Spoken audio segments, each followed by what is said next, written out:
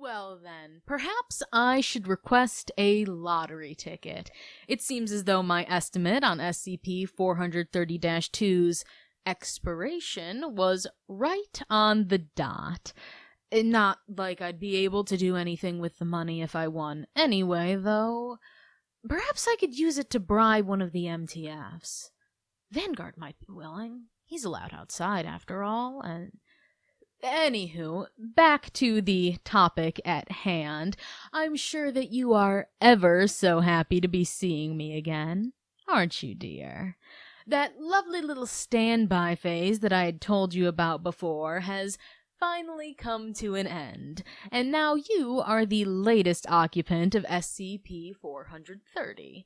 This SCP is a cylindrical gibbet that is composed of an unknown material, and seemingly quite the stubborn stuff too, as it's proven resistant to attempts to gain bulk samples of it.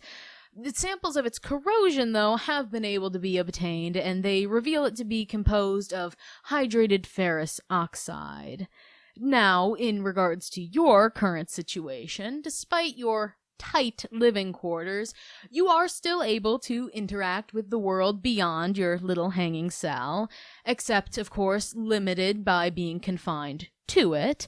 That's also where that control panel I'm sure you've noticed comes in handy, and why we needed to ensure that you were capable of carrying out simple tasks on your own. You can effectively use it to pilot the SCP around its current containment cell, and as you can see, you have access to a sand basin and an adjustable table. You can feel free to move the table around to your heart's content, along with adjusting the lighting of the cell as you please. The sand basin? Well, yes, I suppose you can technically move that around as well, but I wouldn't recommend it since it will be functioning as your bathroom.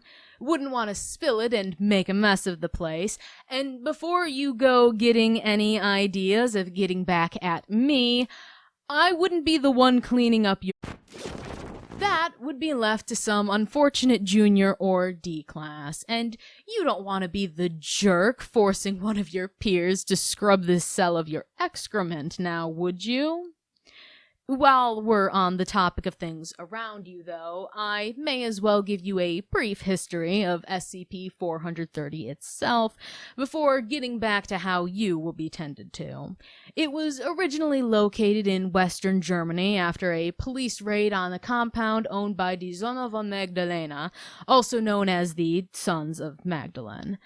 There was a bit of a skirmish as well, leading to shots being fired, one of which leading to the death of the current SCP-430 occupant, and a task force member who had attempted to aid them becoming the latest occupant.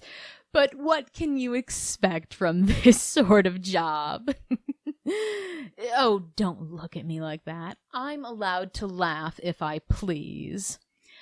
Despite the conditions, though, before coming into Foundation custody, the compound didn't treat the occupants of SCP-430-2 terribly. They effectively considered them holy martyrs and would provide them with clean drinking water, honey, and insects, similar to the fasting of St. John the Baptist. Yes, I know that insects aren't the best food that one can get, but hey, at least they didn't leave them to starve. Which also reminds me, you will be getting an individualized diet to suit your now limited activity status, and a daily dose of aspirin to prevent vein thrombosis.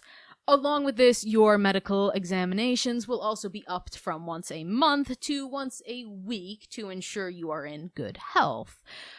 Also, make a point to at least try and exercise while in there. It'll give you something to do and keep your body functioning longer than if you just let yourself sit there and rot. Also, don't go trying to lie about it either. You've already been fitted with a heart rate monitor, so it's not like we wouldn't know.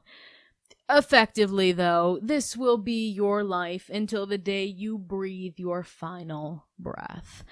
Although I may have been able to slip some things past the ethics committee after you basically threatened me last time, never a wise decision to make an attempt like that on someone who is ranked above you, my dear. I've learned that lesson from personal experience. As you see, as long as I catch it in time, I've been given permission to attempt to keep you alive as long as possible and by any means that I see fit. I will effectively be your god now. I ensure that you live. I get to say when you die. I will likely be the last face that you ever see. So start praying. And just maybe I'll be merciful.